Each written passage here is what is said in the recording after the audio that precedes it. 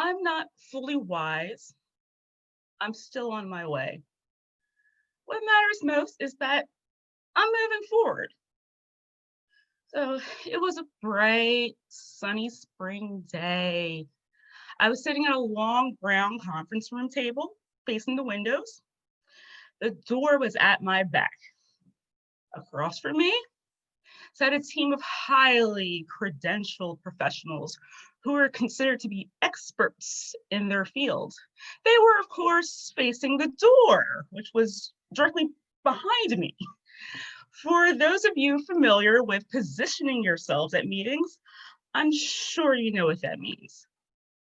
Mr. Contest Chair, fellow Toastmasters, and distinguished guests,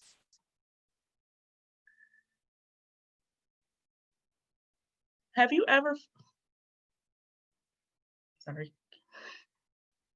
found yourself in a situation that you felt was unfamiliar, where you felt like things just weren't right, but you had to remain calm, collected, composed, and power through? Well, looking back on that bright and sunny spring day, that meeting, I totally thought that I knew what I was doing. I thought I was remaining cool as a cucumber.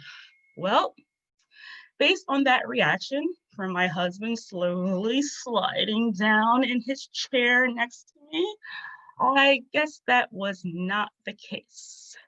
You see, we were in our first IEP meeting that day. And for those of you unfamiliar with IEPs, which are individualized education plans for people with disabilities, my husband and I were wading through this uncharted maze and waters within the education system on behalf of our son, who happens to have multiple disabilities.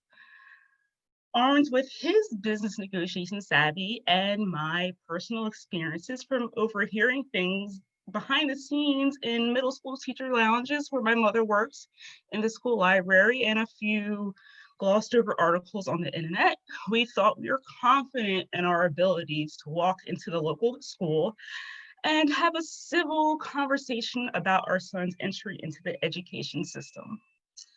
Well, things didn't turn out that way. Remember when I mentioned my husband slid down in his chair? Remember when I said I was cool as a cucumber? If you were to ask him for a sportscaster play-by-play commentary, that may not be the case. See, my husband, he's an expert in negotiating business skills. So when he says that he has to be a bit cutthroat, closing a deal, there's something that you should know. It wasn't until that day he ever thought he'd see someone like me, a supposedly quiet, nice girl from the suburbs, ever show my fangs. So what was happening? While I was new to this whole world of special education, I knew that what was being discussed regarding my son was not going to meet his needs. So I was scared, I was terrified, and I was in complete darkness because I did not know what was going to happen next. You'll have to touch base with my husband, that super savvy, no nonsense business guy, about what words actually flew out of my mouth, make him want to slide down his chair that day, because I really don't remember exactly what happened. What I do know is that I dug deep down and stood up for what was right, even if I didn't know the proper nuances that were for a situation like that.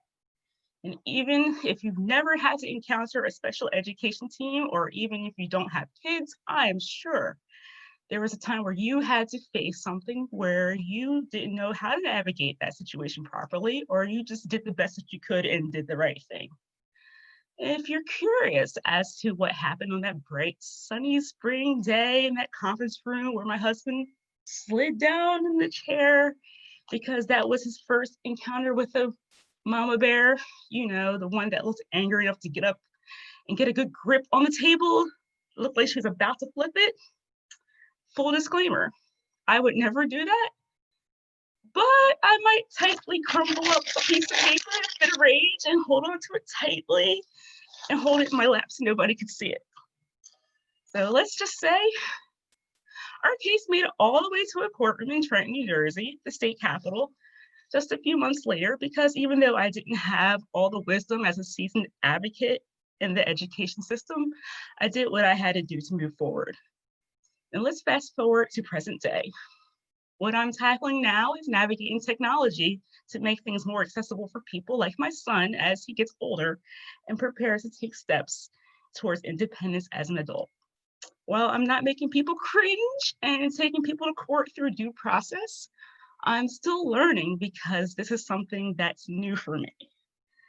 In life, no matter the cause that's near and dear to our hearts, never lose sight of what matters. You may not have all the answers, but just do what's right. And I'm not saying that you have to take anyone to court, try really hard to make high facial expressions that convey what I may be feeling, or even flip a table or two like a celebrity housewife to get your point across. But remember to keep moving. By the way, I personally don't believe that the whole thing about not being able to hide my facial expressions is really true. I think I kind of keep a good poker face, my opinion. But circling back to young Pueblo, my quote from earlier, I'm not fully wise. I'm still on my way. And what matters most is that I'm moving forward. Thank you.